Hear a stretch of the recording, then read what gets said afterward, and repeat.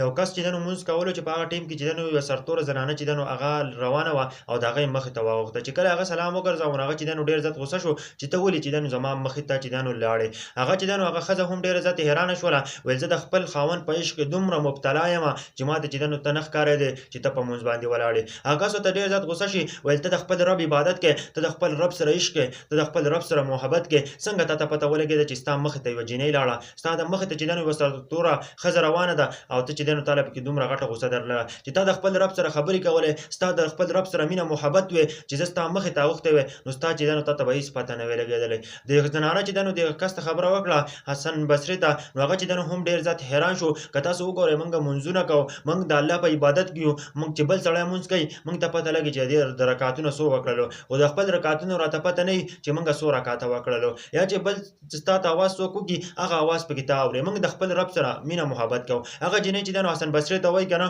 وایي که چېرته ما د رب عبادت کړی وی ما د رب سره مینه محبت او عشق کړی وی نن به چې دنو زه په دې حال کې نه وی او بالکل چې دنو په دې دنیا به مې هم ښه وی او هغه دنیا به مې هم ښه وی نن چې دنو زه د خپل خاوند په عشق کې دومره مبتلا یم چې ما ته ته نه ښکارېدې او زه چې دنو ډایرکټ ستا مخې ته راړم ملګرو نو عشق دې ته وایي مینه محبت دې ته وایي چې ښه په صحیح طریقه باندې وکړئ د رب سره مینه کوئ د رسول الله صلی الله علیه وسلم سره عشق کوئ عشق او مینه محبت د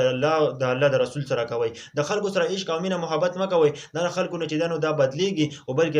رب سره چې ته عشق وکړې د رب سره چې ته مینه محبت وکړې هغه به همیشه چې دنو ستا باندې ښه وخت راولي ته به یې خوښېږې نو بلکې نن سبا که موږ د الله سره د مینې دعوه کوو د الله سره د عشق دعوه کوو او موږ هغه کوو نه ګورئ موږ چې دنو په مونځ ولاړ یو او موږ ته دا پته نه لګي چې موږ څومره رکعات کوو په مونځ کې موږ څه وایو موږ ته ټولو ته پته نه لګي اول زه په خپله ځان یادوم ځکه چې موږ کوم مونځونه کوو بیا دا نور ټول خلک یادوم خو هسې دا واقعه راغله که نه تاسو به هم ډېر زیات حیران شئ چې یوه زنانه چې دنو د یو مانګزار مخې ته اوړي او مانګزار ته پته لګي چې دی چې دنو دا زما مخې ته یوه زنانه واوښتله نو هغه ښځې ورته ډېر عجیبه جواب ورکړو چې تا د خپل رب سره عشق کولی مینه محبت کولی نن به تا ته پته نه لګېدی چې ته چې ستا مخې ته څوک اوښتي دي او که نه دي اوښتي ملګرو نو ټولو پښتنو ته زما خواست چې ویډیو ضرور شیر کړئ په عبادت باندې چې دنو محنت کوئ د الله سره مینه محبت کوئ د انسانانو نه قلار شي انسانان ډېر زر بدلیږي انسانان مفاد پرست خلک دی دیونه چې دنو بالکل په قلاره باندې کښېنئ دا خو مفاد پرست خلک دی چې کله چې دنو مفاد وي بیا درته چې دنو نږدې شي او چې کله مفاد نه وي تکلیف وي ته کمپیلډ وي او تا ورته ضرورت وي نو بیا چې دنو ته